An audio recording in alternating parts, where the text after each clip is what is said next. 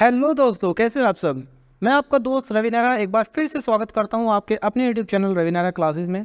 दोस्तों 1 जुलाई को आपका नया सिलेबस आ चुका है, प्लस आपके जो स्टडी मटेरियल्स हैं वो भी ऑनलाइन आ चुके हैं। अगर अभी तक आपने ये चीज़ नहीं देखी है तो जुड़ जाइए मेरे साथ। मैं आज आपको सारी चीज़ें बताने वाला हूँ कि फाउंडेशन के अंदर क्या सिलेबस रहने वाला है, क्या क्या चेंजेस हैं। और उन बच्चों के लिए भी ये वीडियो बहुत इंपॉर्टेंट होने वाली है जो एग्जिस्टिंग स्कीम के अंदर है। उनको बड़ा कन्फ्यूज़न है कि कब तक उनको पेपर देने का मौका मिलेगा। तो ये सारी बातें हम इसके अंदर करने वाले हैं। तो चलिए स्टार्ट करते हैं अपनी वीडियो को। सबसे पहले आपको आ जाना है अपने गूगल के ऊपर। गूगल ओपन करने के बाद आप लिखेंगे वहां पर ICAI। जैसे ही आप ICAI लिखेंगे आपको ICAI की वेबसाइट दिखेगी, आप उस पर क्लिक करेंगे, वेबसाइट ओपन हो जाएगी। वेबसाइट ओपन होने के बाद में कुछ इस तरीके का इंटरफेस आपको दिखेगा। इस इंटरफेस के अंदर सबसे ऊपर जहाँ पर ये आपका लोगो होता है, लोगो के बराबर में राइट हैंड साइड आप आओगे, वहाँ पर लिखा हुआ है new scheme of education and training. आपको इसके ऊपर क्लिक करना है। यही आपका पूरा का पूरा न्यू स्कीम के अंदर जो ICAI ने आपको चीज़ें प्रोवाइड करी है वो सब की सब आपको यहाँ पर ही देखने को मिलेंगी। ठीक है, आप यहाँ पर क्या करेंगे, सबसे पहले हमें देखना है प्रोस्पेक्टस के ऊपर आप क्लिक करेंगे। देन प्रोस्पेक्टस आपको यहाँ पर मिल जाएगा। इस प्रोस्पेक्टस के अंदर ICAI ने सारी चीज़ें आपको बता रखी हैं। तो चलिए थोड़ा सा इसको स्क्रॉल करके देख लेते हैं। मैं आपको कुछ चीज़ें इसमें बता देता हूँ। जैसे ही आप नीचे की तरफ आएंगे यहाँ पर आपको इंडेक्स मिलेगा। इस इंडेक्स के अंदर इंस्टीट्यूट ने अपने बारे में कुछ जानकारियाँ प्रोवाइड करी हैं। प्लस पेज नंबर 21, यहाँ पर आपको फाउंडेशन कोर्स के रिगार्डिंग इन्फॉर्मेशन प्रोवाइड कराई गई हैं। 31 पेज से आपकी इंटर की जो नया कोर्स है उसकी इन्फॉर्मेशन प्रोवाइड कराई गई है। सबसे इम्पॉर्टेंट चीज़, सेल्फ पेस्ड ऑनलाइन मॉड्यूल्स। ये आपके नए मॉड्यूल्स हैं जो ICAI ने इस बार नए सिलेबस के अंदर रखे हैं, जो नई स्कीम आपके अंदर है। आप इंटर के बाद इन मॉड्यूल्स को यहाँ पर आप देंगे और इसको करने के बाद अगर कोई बच्चा ऐसा है जो फाइनल नहीं करना चाहता या फाइनल नहीं कर पा रहा है तो वो यहाँ से बिजनेस अकाउंटिंग एसोसिएट जो BAA का कोर्स है इसका सर्टिफिकेशन उसको यहाँ से प्रोवाइड कराया जाएगा। ये मैं आपको वीडियो में आगे बताऊँगा। तो यहाँ पर ICAI ने कुछ इस तरीके से चीज़ें दी हैं। तो चलिए फटाफट आ जाते हैं अपने फाउंडेशन के जो सिलेबस है उसके ऊपर। नई स्कीम का बहुत बेसब्री से सभी लोग इंतज़ार कर रहे थे, है ना। काफ़ी इसमें लग रहा था कि पता नहीं क्या ICAI देगा, क्या चीज़ें इसमें कितना ये टफ़ कर देगा, पर इतना कुछ देखने को मिला नहीं है। आपका सिलेबस ऑलमोस्ट पहले जैसा ही है, कोई ज़्यादा खास चेंजेस नहीं है। कुछ लोग कह रहे हैं कि बहुत टफ हो गया है, अब CA होगी नहीं, या फिर CA करना बहुत कठिन हो जाएगा, बहुत कम बच्चे अब CA को करा करेंगे। बट अब सबसे बेस्ट चीज़ ये हुई है कि अब यहाँ पर वही बच्चे होंगे जो वाकई में CA बनना चाहते हैं। तो चलिए यहाँ पर आपका फाउंडेशन जो लेवल है उसके पेपर्स आ चुके हैं। ठीक है, आपके 4 पेपर रहने वाले हैं। जैसे कि पहले थे आपकी अकाउंटिंग, वही 100 मार्क्स की है। बिजनेस लॉ आपका बना दिया गया है, जो आपकी इंग्लिश थी यहाँ से हटा दी गई है। ये 100 मार्क्स का आपका पेपर रहने वाला है। जो आपका पेपर 3rd था उसका नाम चेंज कर दिया गया है, अब उसका नाम हो गया है क्वांटिटेटिव एप्टीट्यूड, जो कि 100 मार्क्स का आपका रहने वाला है। और लास्ट पेपर आपका इकोनॉमिक्स है जिसमें बहुत मेजर चेंजेस देखे गए हैं। तो इसको हम सिलेबस में देखेंगे कि क्या क्या चेंजेस इसके अंदर हैं। वहीं बात करते हैं इंटरमीडिएट लेवल वालों के लिए। तो इंटरमीडिएट के जो बच्चे हैं उनको भी घबराने की ज़रूरत नहीं है। बहुत ही अच्छा आपका सिलेबस यहाँ पर ICAI ने डिज़ाइन किया है। आपको एक अच्छा प्रोफेशनल बनाने के लिए इंस्टीट्यूट ने काफ़ी मेहनत की है। तो पेपर 1 के अंदर आपकी जो एडवांस अकाउंटिंग है उसको रखा गया है। जो पहले आपका पेपर 1 और पेपर 5 हुआ करते थे, इन दोनों पेपर्स को मर्ज कर दिया गया है और आपका एक पेपर बना दिया गया है जिसका नाम रखा गया है एडवांस अकाउंटिंग। ये आपका 100 मार्क्स का रहेगा। कॉर्पोरेट एंड अदर लॉज के अंदर कुछ लॉज इंसर्ट किए गए हैं जो कि 100 मार्क्स का रहने वाला। और 3rd पेपर आपका रहेगा टैक्सेशन का। ठीक है, ये भी आपका 50-50 मार्क्स यहाँ पे रखे गए हैं। दोनों को इक्वल वेटेज दिया गया है, इनकम टैक्स और GST जो आपका है इनडायरेक्ट टैक्स है, दोनों को।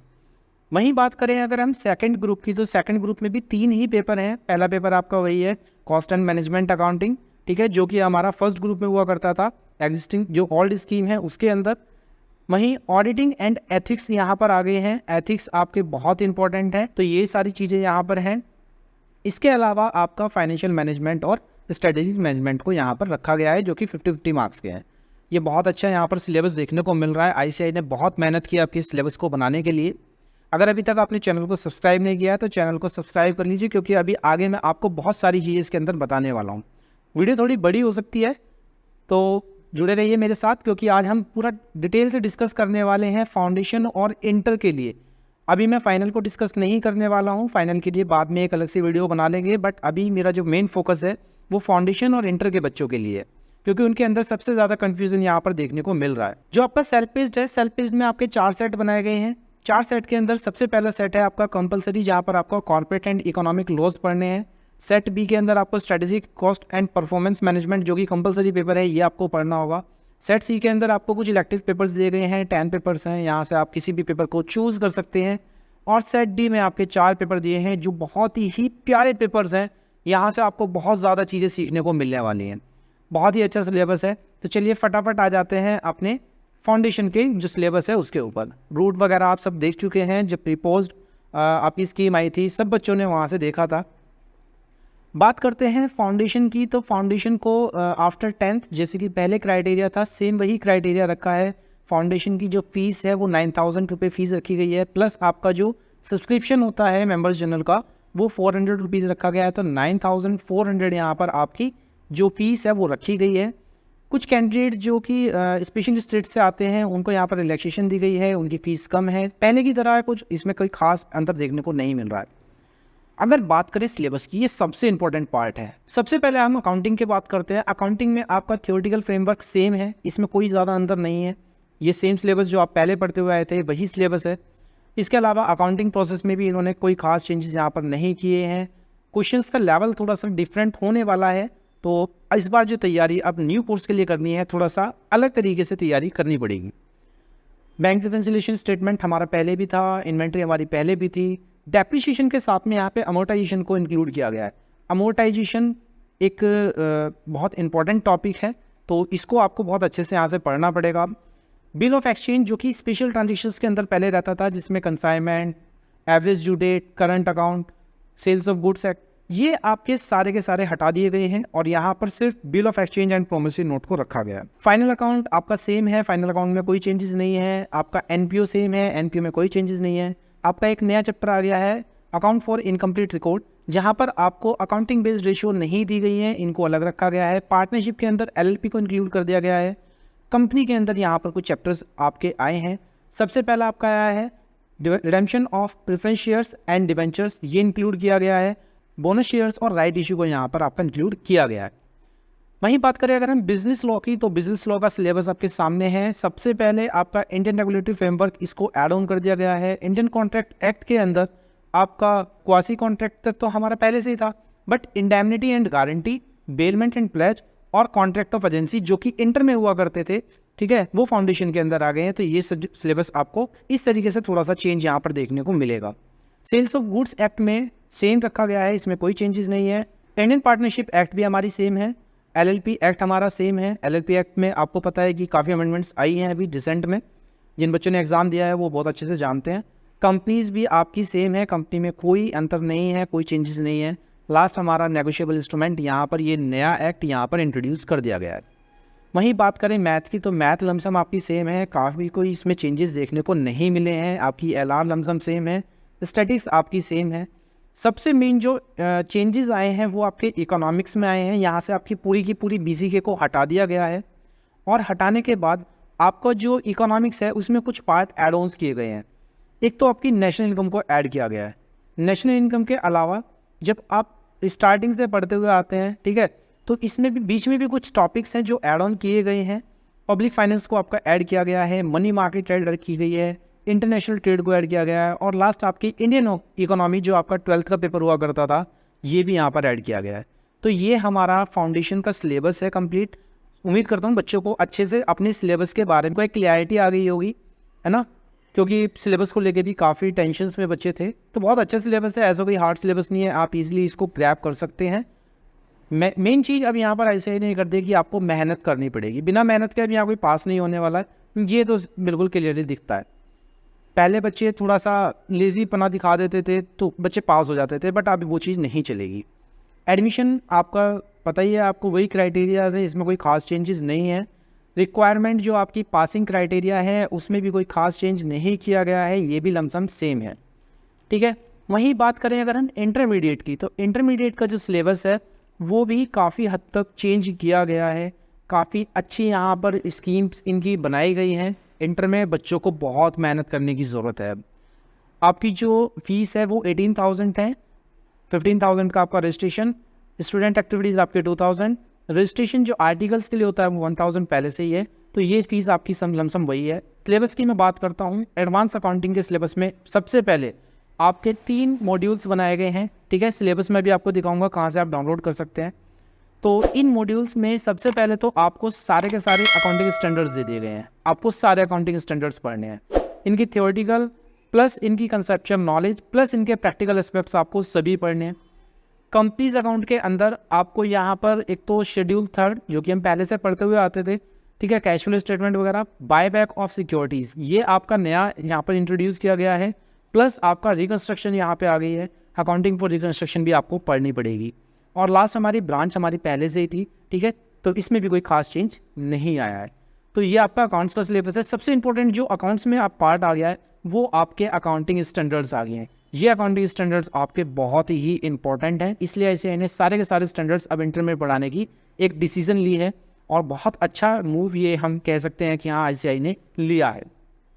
वहीं बात अगर हम करें अपने पेपर सेकंड की, तो कॉर्पोरेट लॉ का जो पेपर है वहाँ आपको company law and limited liability partnership law पढ़ने के लिए पहले पार्ट में दिया गया है और सेकंड पार्ट में आपके अदर लॉज रखे गए हैं। पहले क्या होता था, पहले सिर्फ कंपनी लॉ होता था और अदर लॉज होते थे, बट यहाँ पर अब LLP एक्ट भी साथ में इंक्लूड किया गया है, ठीक है। तो LLP आपका यहाँ पे एड ऑन हो गया है, प्लस आपका कंपनी के अंदर एक नया इंट्रोड्यूस हुआ है कंपनीज इनकॉर्पोरेटेड आउटसाइड इंडिया। जो इंडिया के बाहर कंपनी इनकॉर्पोरेट होती है, इसका मतलब जो फॉरेन कंपनीज हैं उनके बारे में भी आपको यहाँ पर पढ़ाया जाएगा। अदर लॉ में आपके सेम लॉज हैं, ठीक है, 2 लॉ को हटा दिया गया है और एक नया लॉ आ गया है foreign exchange FEMA management act. Foreign exchange management act आपका फेमा एक्ट, आपने थोड़ा सा इसका कह सकते हैं कि कंसेप्चुअल नॉलेज आपको इसकी थोड़ी सी है, आपने इसके बारे में सुना हुआ है, ठीक है। तो ये लॉ का सिलेबस तो बहुत अच्छा है, लॉ का सिलेबस में ऐसी कोई खास डिफ़िकल्टी नहीं है। टैक्स का पेपर आपका लमसम सेम है, इसमें कोई भी चेंजेस नहीं है, ये पहले की तरह ही है, तो इसमें तो कोई खास ऐसी दिक्कत बच्चों को होने वाली नहीं है। अकाउंट्स का पेपर फर्स्ट ग्रुप में थोड़ा सा कठिन हो गया है, तो वहाँ बच्चों को थोड़ी ज़्यादा मेहनत करने की ज़रूरत पड़ेगी। इसके अलावा अगर हम बात करें सेकंड ग्रुप की, तो कॉस्ट एंड मैनेजमेंट अकाउंटिंग हमारा 100 मार्क्स का रहने वाला है और इसके अंदर भी कोई खास चेंजेस ऐसे नहीं है, ठीक है। कुछ माइनर चेंजेस धीरे धीरे इंस्टीट्यूट ने अलग अलग चैप्टर्स में किए हैं, तो वो आपको पढ़ना पड़ेगा। इसमें इंस्टीट्यूट ने क्या किया है, एक तो आपकी ई मार्केट को इंट्रोड्यूस कर दिया है, आपकी जो ERP है उसको इंट्रोड्यूस करा है। मटेरियल वाले चैप्टर में काफ़ी चेंजेस यहाँ पर देखने को मिल रहे हैं। इसके अलावा आपका एम्प्लॉई जो चैप्टर है वो लमसम सेम है, आपको वही 2 मेथड दिए गए हैं, हासले प्लान और रोवर प्लान। इसके अलावा इसमें कोई खास चेंज नहीं है। डायरेक्ट एक्सपेंसेस आपका लमसम सेम है, ओवरहेड भी आपका सेम है, ABC कॉस्टिंग पहले भी थी अब भी है, इंटीग्रेटेड और नॉन इंटीग्रेटेड अकाउंट्स यहाँ पर पहले भी थे अभी भी हैं, ठीक है। मेथड ऑफ कॉस्टिंग के अंदर सिंगल आउट कॉस्टिंग है, आपकी जॉब कॉस्टिंग है, बैच कॉस्टिंग है, ऑपरेशंस है, तो ये सब कुछ पहले का पार्ट है, इसमें कोई खास चेंज आपको देखने को नहीं मिलेगा। यहाँ कुछ नए अगर हम कहें तो जो आपके स्टैंडर्ड और मार्जिनल कॉस्टिंग है, इसमें कुछ चीज़ें ऐड ऑन की गई हैं, तो जब आप पढ़ेंगे ये आपको अच्छे से समझ में आ जाएगा कहाँ पे क्या क्या चीज़ें छोटी छोटी ऐड की गई हैं। तो अभी मैं इतना आपको इसमें नहीं बताना चाहता क्योंकि बच्चों को मैं डराना नहीं चाहता हूँ। सिलेबस बहुत अच्छा है, आप बहुत ईजिली इसको इंटर को अपनी क्लियर करके फाइनल में बहुत ईजिली पहुँच सकते हैं। ज़रूरत है आपके कॉन्सेंट्रेशन की, डेडिकेशन की और सही तरीके से आपकी गाइडेंस हो, तो ये आपके लिए सबसे ज़्यादा इंपॉर्टेंट है। बजट कंट्रोल आपका पहले से था, ईजी चैप्टर है। ऑडिट एंड एथिक्स ये आपका कठिन पेपर है, ठीक है, पहले भी ये थोड़ा डिफिकल्ट रहता था, अब इन्होंने थोड़ा सा और इसमें ऐड ऑन कर दिए हैं, एथिक्स आपके आ गए हैं। काफ़ी बड़ा सिलेबस आपका ऑडिट का देखने के लिए मिल रहा है, लमसम 3 पेजेस के आसपास में आपका ऑडिट का सिलेबस है। इसमें डिजिटल ऑडिट भी आपका इंक्लूड किया गया है, ऑडिट के एविडेंस वगैरह, तो इसमें भी कुछ चेंजेस हैं, ठीक है। ऑडिट का सिलेबस आपका काफ़ी वाइड कर दिया गया है, तो ये आपको बहुत अच्छे से करना पड़ेगा। और लास्ट पेपर आपका आता है financial management and strategic management, तो इसमें भी कोई खास चेंजेस नहीं है, लमसम पहले जैसे ही सिलेबस है इसका। तो ये सिलेबस चैप्टर भी आपके वही हैं जो आपने प्रीवियस मॉड्यूल्स में अगर देखे हैं। एग्जिस्टिंग बच्चों के लिए मैं बता रहा हूँ, अगर नए बच्चे हैं तो आपको तो सब कुछ नया पढ़ना है, आपके लिए कुछ भी पुराना नहीं है, सब कुछ नया है, तो आप स्टार्टिंग से ही मेहनत करिएगा। और नेक्स्ट आता है हमारा स्ट्रेटेजिक मैनेजमेंट, जो कि आपका थ्योरी का पेपर रहता है, ठीक है, सारा के सारा थ्योरी का है। इसमें कुछ मॉडल्स और आपके कुछ एनालिसिस इसमें आते हैं, स्ट्रेटजीज आती हैं, तो ये इजी चैप्टर है यहाँ पर है और लमसम वही सिलेबस है जो पहले था। तो ये आपके सिलेबस का पार्ट था। उम्मीद करता हूँ आपको ये सारी चीज़ें अच्छे से समझ में आ गई होंगी। बात करते हैं अपने पासिंग क्राइटेरिया की, जो इंटर में रहने वाला है। तो इंटर का पासिंग क्राइटेरिया भी आपका लमसम सेम है, उसमें कोई खास चेंज नहीं किया गया है, ठीक है। ये भी सारी चीज़ें वहाँ तक सेम रहने वाली हैं। एग्जामिशन के लिए बच्चों के लिए इनमें कहा गया है कि अगर आप किसी एक पेपर में रह गए हैं तो आपको सेल्फ मॉड्यूल में एक ही पेपर देना होगा, सेल्फ पेस्ड मॉड्यूल जो है। तो वो क्लियरिटी आप जब ये थोड़ा सा सिलेबस को रीड करेंगे आपको अच्छे से ज़्यादा क्लियरिटी हो जाएगी। और पासिंग क्राइटेरिया आपका वही है 50 और 40, 50 आपका एग्रीगेट, 40 ईच पेपर, इसमें कोई खास चेंज नहीं किया गया है। चलिए अब देख लेते हैं अपने सेल्फ पेस्ड मॉड्यूल जो है उनके अंदर आपका एक तो कॉर्पोरेट एंड इकोनॉमिक लॉ जो मैं आपको बता ही रहा था, ठीक है। तो ये सारे जो पेपर्स हैं ना ये बहुत इजी हैं। आप सेल्फ मॉड्यूल आपको घर पे बैठ के देने हैं या आपको एग्ज़ाम सेंटर पे देने हैं, अभी इसकी क्लैरिटी आनी बाकी है, ये आ जाएगी तो इसको भी आगे हम थोड़ा डिस्कस करेंगे। MCQ पेपर आपके रहने वाले हैं, इनके लिए आपको सारा का सारा स्टडी मटेरियल डिजिटली प्रोवाइड कराया जाएगा, ठीक है। तो ये आपका पूरा का पूरा सिलेबस था। चलिए अब चलते हैं अपनी जो स्टडी मटेरियल है उसकी तरफ। एक बार स्टडी मटेरियल का लुक भी हम देख लेते हैं। स्टडी मटेरियल आपको यहाँ से मिलेगा, आप क्लिक करेंगे, ठीक है, तो आपको ये स्टडी मटेरियल यहाँ से मिल जाएगा। सभी के यहाँ पे स्टडी मटेरियल आ चुके हैं, foundation, inter, self paced module, final course. तो अभी हम सबसे पहले फाउंडेशनल कोर्स की देखते हैं। फाउंडेशन कोर्स में आपके 4 पेपर हैं, तो अकाउंटिंग के पेपर को हम ओपन करके देखते हैं। अकाउंटिंग का जो आपका पेपर है कुछ इस तरीके से आपके यहाँ पर ये मॉड्यूल्स हैं। जैसे पहले इंस्टीट्यूट दिया करता था कि आपको अगर डिजिटली पढ़ना तो आप डिजिटली देख सकते हैं। बुक्स बहुत अच्छी कर दी है आपकी, कंटेंट बहुत ही प्यारा हो गया है, ठीक है, कंसाइज हो गया है और आपको बिल्कुल पॉइंट टू पॉइंट नॉलेज देने की यहाँ कोशिश इंस्टीट्यूट ने की है। बहुत ही अच्छा यहाँ पर देखने को आपका जो स्टडी मटेरियल है वो लग रहा है। न्यूमेरिकल पार्ट्स में काफ़ी सारे न्यूमेरिकल्स यहाँ पर इंस्टीट्यूट ने इंक्लूड किए हैं। चलिए एक न्यूमेरिकल पार्ट भी देख लेते हैं, जैसे कि आपकी BRS है। BRS में जो आपके न्यूमेरिकल पार्ट है, ठीक है, तो ये भी आपका देखो बहुत ही प्यारे कलर्स यहाँ पर इंस्टीट्यूट ने लिए हैं, ब्राइट कलर्स हैं, ताकि आपको पढ़ते हुए कोई ज़्यादा दिक्कत ना हो, सारी चीज़ें आप इजीली यहाँ पर देख सकें। एग्जाम्पल्स प्रॉपर रखे गए हैं, आपके हर पॉइंट को यहाँ पर डिस्कस किया गया है। तो ये फाउंडेशन का सिलेबस है। जिन बच्चों को सिलेबस डाउनलोड करना है वो यहाँ से डाउनलोड कर सकते हैं, ठीक है। ये आपको यहाँ पर सिलेबस मिल जाएगा। वापस से बता देता हूँ, आप जैसे ही होम पेज पे आते हैं, होम पेज पे आपको ऊपर न्यू एजुकेशन स्कीम आपको यहाँ पर दिख जाएगी। जैसे आप इस पर क्लिक करेंगे ये विंडो आपके सामने आएगी। सबसे नीचे आपको सिलेबस दिया गया है, यहाँ पर आप क्लिक करेंगे आपको सिलेबस मिल जाएगा। इसी तरीके से इंटर वाले बच्चों के लिए भी यहाँ पर सिलेबस दिया गया है, तो ये बच्चे भी यहाँ से अपने सिलेबस को देख सकते हैं। अपने यहाँ से आप सारा कंटेंट देख सकते हैं जो इंस्टीट्यूट ने दिया है आपको। अब बात करते हैं अपनी उन बच्चों के लिए जो बच्चे एग्जिस्टिंग हैं और उनको बड़ा कन्फ्यूज़न है कि अब हम पुरानी स्कीम में रहें या हम नई स्कीम में चले जाएं, है ना। वो कन्वर्ज़न जो है वो एक बच्चों के दिमाग में बैठ गया है कि कन्वर्ज़न किस तरीके से होगा। तो उसके लिए ट्रांजिशन स्कीम यहाँ पर दी है। आप इस ट्रांजिशन स्कीम को रीड कर सकते हैं, इसके अंदर आपके सारे डाउट्स क्लियर हो जाएंगे। अगर फाउंडेशन के बच्चों की बात करूं तो जिनका रजिस्ट्रेशन 2 अगस्त 2023 से स्टार्ट होगा, जो नए बच्चे हैं नई स्कीम में लेना चाहते हैं उनका जो रजिस्ट्रेशन है 2 अगस्त से स्टार्ट हो जाएगा। और आपका एग्जिस्टिंग वालों का जो लास्ट अटैम्प्ट होगा वो दिसंबर 2023 रहने वाला है। उसके बाद आप ऑटोमेटिकली नई स्कीम के अंदर आ जाएंगे। वहीं अगर बात करें इंटर वालों की, तो इंटर वालों के रजिस्ट्रेशन 1 जुलाई से स्टार्ट हो चुके हैं अंडर नई स्कीम, ठीक है। अंडर न्यू स्कीम जो आपकी है उसके अंदर आपके रजिस्ट्रेशन स्टार्ट हो चुके हैं। लास्ट अटैम्प्ट इंटरमीडिएट वालों के लिए नवंबर 2023 ही रखा गया है। 23 के बाद जितने भी बच्चे हैं सबके सब नए कोर्स के अंदर होंगे। ये अपने दिमाग में आप एक बात बिठा लीजिए। आपकी 2 ईयर की प्रैक्टिकल ट्रेनिंग होने वाली है। सबसे पहले तो प्रैक्टिकल ट्रेनिंग, बहुत अच्छा वर्ड इन्होंने यहाँ पर चूज़ किया है। पहले हमारी आर्टिकल ही बोला करते थे, ठीक है, अब प्रैक्टिकल ट्रेनिंग है, क्योंकि आप इंस्टीट्यूट की तरफ से जो मेंबर्स बना दिए गए हैं उनके पास रह के आप काम सीखते हैं, ठीक है। प्रैक्टिकली आप चीज़ों को देखते हैं कि हाँ अकाउंटिंग कैसे होती है, GST की रिटर्न फाइल कैसे होती है, इनकम टैक्स की रिटर्न फाइल कैसे होती है। तो ये सारी चीज़ें आपको प्रैक्टिकली में सीखने के लिए मिलती हैं। तो इसका नाम प्रैक्टिकल ट्रेनिंग रखना बहुत ही अच्छा मूव मैं इसे का कहूँगा। इसके अलावा सेल्फ पेस्ड ऑनलाइन मॉड्यूल्स ये भी आपके 1 जुलाई से स्टार्ट हो चुके हैं। जो नई स्कीम के अंदर बच्चे आएंगे, ठीक है, और जो पुरानी स्कीम के अंदर भी हैं उनके ऊपर भी ये सेल्फ बेस्ड मॉड्यूल्स लागू होते हैं। बट उसके लिए कुछ क्राइटेरियाज़ बनाए गए हैं, तो वो क्राइटेरियाज़ आप ज़रूर अच्छे से देखिएगा। मैंने आपको सारी चीज़ें दिखा दी हैं, आपको इंस्टीट्यूट की वेबसाइट पे सब कुछ मिलेगा। आपको बस थोड़ा सा टाइम लगा के इन चीज़ों को एक बार पढ़ने की ज़रूरत है। और मैं आपसे रिक्वेस्ट करूँगा, प्लीज़ आप यूट्यूब देखने की बजाय, अलग अलग वीडियोस देखने की बजाय आप एक बार बैठ के इसको पढ़ लीजिए। कोई इतनी हार्ड लैंग्वेज नहीं है, बहुत ईजी लैंग्वेज है, आप इजीली इस सारी चीज़ों को समझ पाएंगे। सिलेबस मैं आपको बता चुका हूँ, है ना। सिलेबस हम अच्छे से डिस्कस कर चुके हैं, सेल्फ मॉड्यूल में आपको बता चुका हूँ, रूट आपको पता है। बात आती है कन्वर्जन स्कीम की। तो जो बच्चे अपनी एग्जिस्टिंग स्कीम के अंदर हैं अभी, ठीक है, अगर वो किसी वजह से नवंबर और दिसंबर, नवंबर आपका इंटर, दिसंबर आपका फाउंडेशन, अगर वो फेल हो जाते हैं तो वो ऑटोमेटिकली नई स्कीम में चले जाएंगे, ठीक है। उसके लिए आपको कोई भी फीस देने की ज़रूरत नहीं है। बट अगर आप कन्वर्जन कराते हैं, ठीक है, तो कन्वर्जन के लिए भी आपकी कोई फ़ीस नहीं रखी गई है, आप कन्वर्ट करा सकते हैं। अगर आपको अपने स्टडी मेट्स चाहिए तो उसके लिए फाउंडेशन के लिए 500 रुपीज़ फीस रखी गई है, और इंटर के लिए और फाइनल के लिए 1000 फीस यहाँ पर रहने वाली है। ग्रुप वाइज और पेपर वाइज एग्जामिनेशन भी एग्जामिनेशन डिपार्टमेंट जो है हमारा उसने रिलीज़ कर दिया है, अनाउंस कर दिया है, आपको एग्जामिनेशंस भी मिलेंगी, ठीक है। वो एग्जामिनेशंस क्या है आप इसको पढ़िए, आपको एग्जामिनेशंस के बारे में भी अच्छे से नॉलेज हो जाएगी।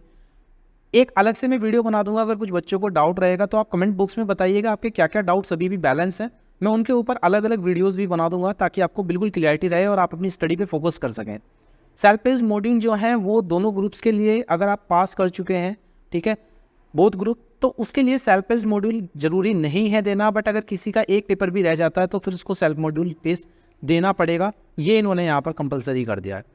स्टूडेंट जो क्वालिफाई कर चुके हैं 8 के 8 पेपर सेल्फ पेस्ड मॉड्यूल, उनके लिए एग्जाम्प हो जाएगा, ठीक है।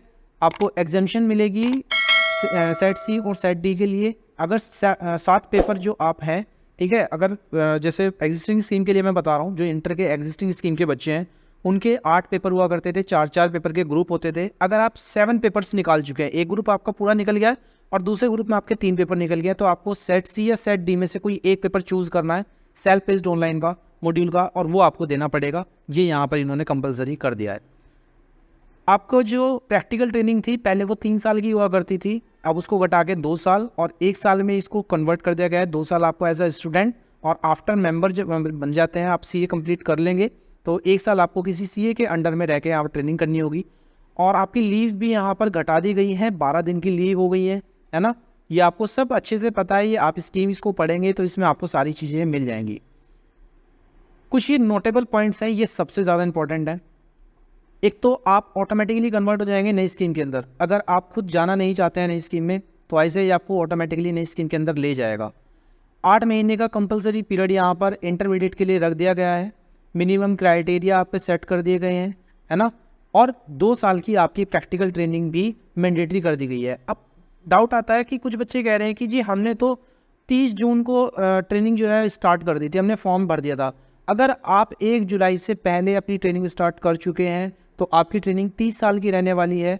बट जो बच्चे 1 जुलाई या उसके बाद से इस स्कीम के अंदर, नई स्कीम के अंदर अगर ट्रेनिंग कर रहे हैं तो वो अब 2 साल की प्रैक्टिकल ट्रेनिंग करेंगे, उनकी 3 साल की आर्टिकलशिप नहीं होगी, अब उन्हें 2 साल की ट्रेनिंग मिलेगी। बट वो बच्चे जो पहले ही अपनी ट्रेनिंग स्टार्ट कर चुके हैं वो 2 साल की प्रैक्टिकल ट्रेनिंग में नहीं आ सकते, ये आप बिल्कुल अच्छे से समझ लीजिए।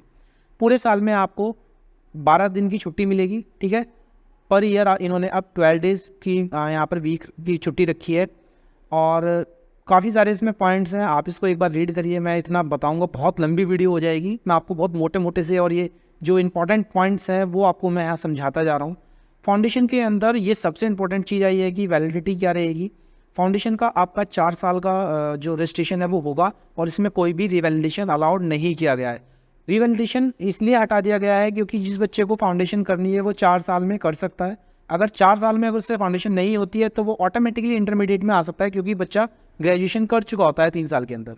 इंटरमीडिएट की अगर हम बात करें तो 5 साल का आपका यहाँ पर रजिस्ट्रेशन रहने वाला है, और आपको एक बार ही रिवैलिडेशन का मौका यहाँ पर दिया गया है। इंटर आपको सिर्फ 10 साल के अंदर में क्लियर करनी पड़ेगी। अगर आप 10 साल में क्लियर नहीं कर पाते हैं तो आपको वापस से इंटर अगेन स्टार्ट करनी होगी, नया रजिस्ट्रेशन कराना होगा, और ट्रेनिंग वगैरह सब आपकी दोबारा से होगी। फाइनल के लिए कोई आपका रिवैलिडेशन पीरियड नहीं है, आप अनलिमिटेड टाइम्स रिवैलिडेशन करा सकते हैं, ठीक है। 10 ईयर्स का आपका रजिस्ट्रेशन रहेगा। तो यहाँ पर ICAI ने कोई भी क्लैरिटी नहीं करी है कि आप कितने टाइम्स रिवैलिडेशन करा सकते हैं, तो ये रिवैलिडेशन आपका बार बार हो सकता है। ये एक बहुत अच्छा मूव है जो बिजनेस अकाउंटिंग एसोसिएट यहाँ पर ICAI ने दिया है। कोई कैंडिडेट अगर आपका जो जैसे आप इंटर के दोनों एग्ज़ाम्स क्लियर कर चुके हैं, आप अपनी प्रैक्टिकल ट्रेनिंग पूरी कर चुके हैं, आप जो है अपनी सॉफ्ट स्किल और जो ICTS वाले जो आपके एग्ज़ाम्स हैं, जो ट्रेनिंग्स होती हैं, वो आप कंप्लीट कर चुके हैं और आप अपने सेल्फ बेस्ड लर्निंग मॉड्यूल्स भी कंप्लीट कर चुके हैं, तो आप BAA सर्टिफिकेट के लिए अप्लाई कर सकते हैं। ठीक है, ये बहुत अच्छा मूव यहाँ पे दिया है, आप ये सर्टिफिकेट ले सकते हैं और देन इसके बाद आप अपने आगे की जर्नी को स्टार्ट कर सकते हैं। तो ये कुछ इस तरीके से आपका यहाँ पर ये सारा सिलेबस रहने वाला है, ये ट्रांजिशन स्कीम रहने वाली है। उम्मीद करता हूँ आपको ये सारी चीज़ें अच्छे से समझ में आ गई होंगी। ठीक है, आप कन्वर्जन कराना चाहते हैं, आप कन्वर्ट करा सकते हैं, आप एग्जिस्टिंग स्कीम में रहना चाहते हैं, एक अटैम्प्ट और देना चाहते हैं एग्जिस्टिंग स्कीम में, वो दे सकते हैं। तो ये सब आपका यहाँ पर इस तरीके से पूरी स्कीम रहने वाली है। उम्मीद करता हूँ आपको ये सारी जानकारी बहुत अच्छे से समझ में आ गई होगी। इसके बाद एक लास्ट ऑप्शन आता है कि अभी भी हमारे मन में कुछ क्वेश्चंस रह गए हैं, तो आप क्या कर सकते हैं, आप फ्रिक्वेंटली आस्क्ड क्वेश्चंस जो FAQ आपकी इंस्टीट्यूट ने आपको प्रोवाइड कराए हैं वो आप दे सकते हैं। आप मेन जहाँ पर आपकी नई स्कीम की सारी इन्फॉर्मेशन है वहाँ पर सेकंड लास्ट स्टडी मटेरियल के ऊपर आपका फ्रिक्वेंटली आस्क्ड क्वेश्चंस दिए हुए हैं, आप उनको खोल के यहाँ से सारे क्वेश्चंस आप यहाँ से रीड कर सकते हैं। आपका कोई भी डाउट आई थिंक बैलेंस रहेगा। इंस्टीट्यूट ने पूरी क्लियरिटी यहाँ पर हर चीज़ के लिए प्रोवाइड कराई है। बहुत ही अच्छे से इंस्टीट्यूट ने इस बार सारी चीज़ों को अरेंज किया है और सारी चीज़ों को आपको प्रोवाइड कराया है ताकि आपको कोई भी डाउट कहीं पर भी ना रहे। उम्मीद करता हूँ आपको ये सेशन बहुत अच्छा लगा होगा। आपको सारी चीज़ें इंस्टीट्यूट की जो इंस्टीट्यूट ने रिलीज़ करी हैं 1 जुलाई को नई स्कीम को लेके, वो सारी चीज़ें आपको पता लग गई होंगी। चलिए मिलते हैं आपसे अगली वीडियो में। अगर आपके अभी भी कोई डाउट्स रह गए हैं तो कमेंट सेक्शन में उसको ज़रूर बताइएगा, और अभी भी अगर आपने चैनल को सब्सक्राइब नहीं किया है तो प्लीज़ चैनल को सब्सक्राइब कीजिए ताकि मैं भविष्य में भी आपको ऐसी ही इन्फॉर्मेशनल वीडियोज़ और जो अपडेट्स ICAI की आती रहती हैं उनको टाइम टू टाइम प्रोवाइड करा सकूँ। चलिए मिलता हूँ आपसे अगली वीडियोज़ में, तब तक के लिए thank you and bye bye.